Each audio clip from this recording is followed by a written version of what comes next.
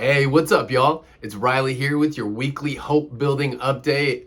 And I'm usually super excited to bring these to you, but this one more so than most. I'm so excited. I'm fumbling through my words, but the last 18 months, the staff leaders and I have been cooking up something incredibly important. We've been trying to figure out what are going to be the yard markers for what it looks like when we graduate a community. Like I said, we put a year and a half worth of work behind this. You know, the idea always being that the hope that we create is going to be the fuel for sustainable transformation. Now, what we mean by that is a change where you look at the before and after, and the change makes you say, wow. And that change is something that lasts, something that continues to help generation after generation. Let me tell you a little bit about the work we've been doing on the education pillar.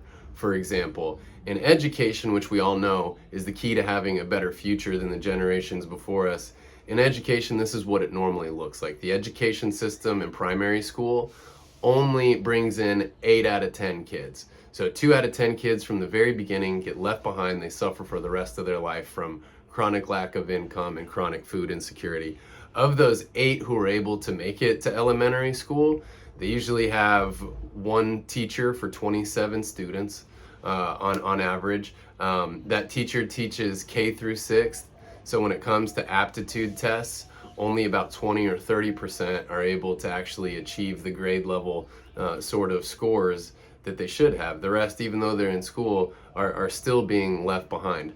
Of those 8 out of 10 who are able to go to elementary school, only 3 are able to continue up to the age of 12 when they go to secondary school. And on average, about nobody, 0, maybe 1 person out of 10 is able to graduate from secondary school.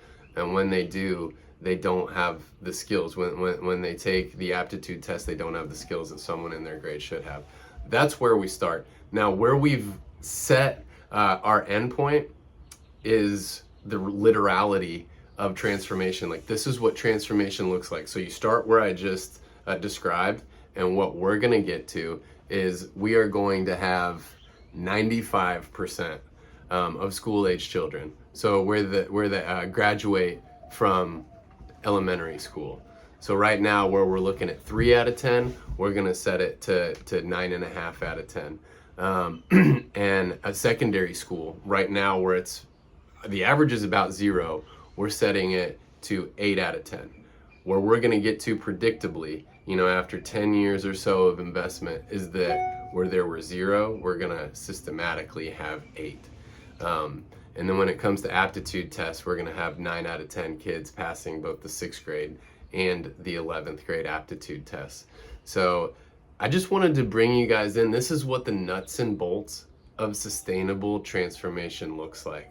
Hope, this mindset that constantly believes that the best is yet to come and acts like it, even when 0 out of 10 kids are getting systematically educated past secondary school.